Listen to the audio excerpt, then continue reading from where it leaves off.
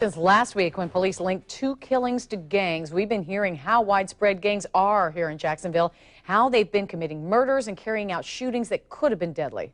Now, in an eye-opening interview, a local man who says he once helped start a gang here is describing for us just how big this problem is. We're calling him TC to protect his identity. As you can see, we're not showing his face, and as you heard a moment ago, we've also disguised his voice. Our News 4 Jax team is covering all the angles of the city's gang counteroffensive. We begin with Channel 4's Tariq Miner, who sat down with that former gang leader. Tariq. And Tom, TC tells me back in the late 1990s, he started a local gang with roughly 10 members. Today, that same gang has hundreds of members that police have tied to murder and drug trafficking. He says he's talking to Channel 4 to shine the spotlight on the gang culture. He says that children as young as 11 years old locally are being recruited to kill. Under 11 years old, and these the ones that'll walk up right on you and just and be done with it. This former Jacksonville gang member we're calling TC says he can't sit still and watch the bloodshed continue on Jacksonville streets. He says he's witnessed local gangs recruiting kids in elementary school, exposing them to a life of drug abuse and violent crime. The younger, the more deadliest.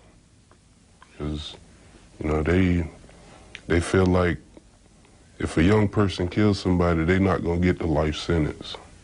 They'll have another chance on the street. But, once you grow up and get old, it's just really not worth it. Because if you was to kill somebody, you're going to get a life sentence or death. TC says gang members are preying on kids who have personality and charisma, a different approach than what he experienced in the late 1990s.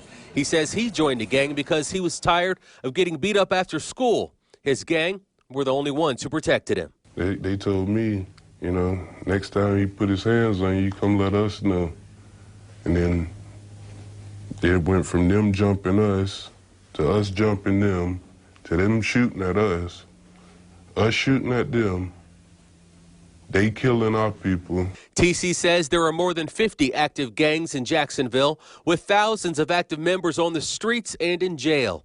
He says the gang activity in Jacksonville has exploded to the point that parents are paying known gang members cash to take their crime somewhere else. You got parents giving gang members money for them to take it, not on their block, but around the corner. He says recent victims of violent crimes used to be his friends, but only a few of his friends are still alive or no longer in jail.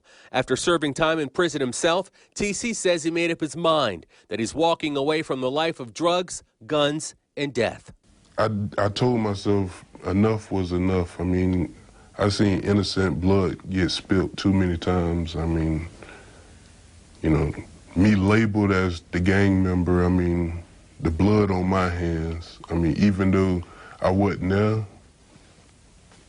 it's just, it'll eat at you. He says a pivotal point in his teenage life was when the Boys and Girls Club shut down in his neighborhood, leaving countless kids with nothing to do. He says awareness is the answer, and it's never too early to talk to your kids because the current cycle of violence is spiraling out of control. You kill us, we'll kill you back. You shoot my house, I'm gonna shoot your mama's house.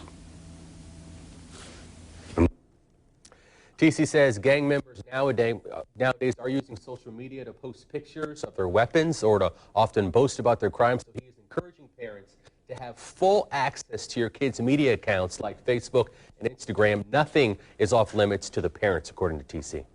Tariq, did he tell you whether he ever had an opportunity to get out of the gang before he wound up in prison? When he was in the gang, he didn't want to get out of the gang at all. But when he went to jail and he witnessed some of his fellow inmates being stabbed in the neck or even raped, he realized what the end result is. He also did add, though, in hindsight, if he would have tried to leave the gang back in the 1990s, his fellow gang members might have tried to kill him. Chilling, Tariq. Thank you. 2 groups of pastors are unveiling strategies to fight violence here in Jacksonville. The AME Ministers Alliance is rolling out a 7-point plan. They say reduced crime once before in Jacksonville. They announced their plans at the new Bethel AME Church in Newtown near the scene of a triple shooting that police said was gang-related. 2 women died. The pastors say this 7-point plan reduced crime near Eureka Gardens from 2007 to 2011. It includes direct engagement with young people, collaborative efforts with the Jacksonville Sheriff's Office and City Council, and public service announcements. They say crime went back up near Eureka Gardens because they slowed their efforts, which they say won't happen again.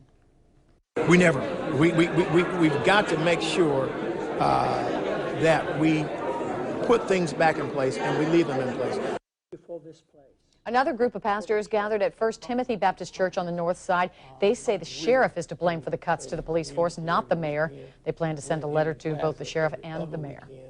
The recent spike in gang violence is not new to Jacksonville. We've seen crime waves in the past. 8 years ago, the murder rate soared. To help fight it, the city spent millions of dollars to launch new crime-fighting programs, the Jacksonville Journey and Operation Safe Streets. Both programs are credited with helping bring down crime. The Jacksonville Journey still exists, but in a different form. Operation Safe Streets ended last year. Channel 4's Jim Piggott joins us live to explain why. Jim? You know, Mary, I've been talking to police officials and to other people about these various programs, but I want to read you a text that I just received from the Sheriff's Department concerning all of this. This is some brand new information. It says that the sheriff doesn't support a change in the curfew law. He says that will not impact gang violence. But this goes on to say that he is having discussions with community stakeholders. Operation Ceasefire, and that's one of those programs, has now been reinstated. And it says starting tomorrow, officers are going to be going door to door, knocking on doors, working on that program. That's just one of those crime-fighting programs that existed in the past. Plus, it says next week the sheriff will be holding meetings and a news conference with stakeholders to discuss a brand new initiative to fight the gang violence here in Jacksonville. So these programs are a concern. We've had them in the past, and now it looks like there's going to be more in the future.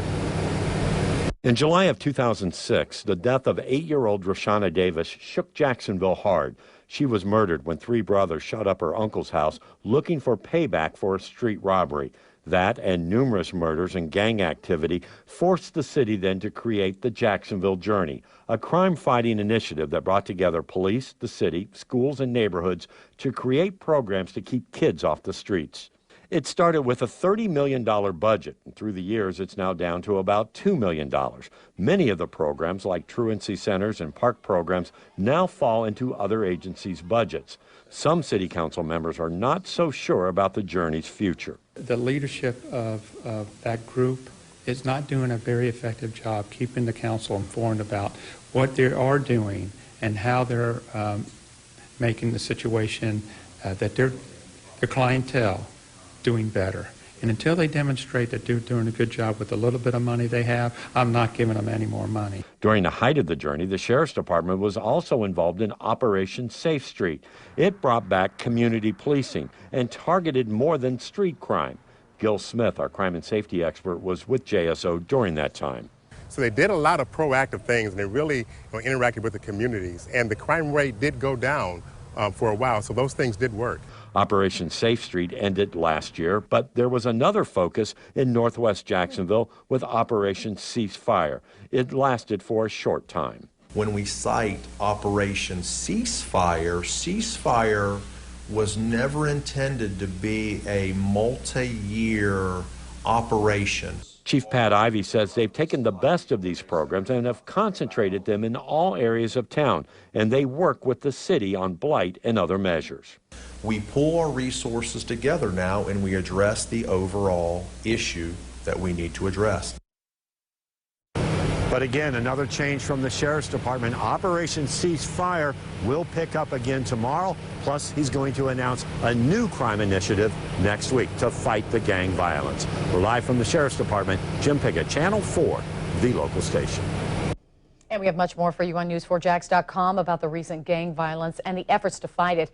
You'll find Jim's full interview with the Jacksonville Sheriff's Office Chief Pat Ivey, as well as a look at the murder rate trends over the past 10 years. And if you missed News4Jax investigator Jennifer Wah's report from last night on local gangs, you'll find it inside today's story. Hear from a local prosecutor about what they deal with in fighting gangs.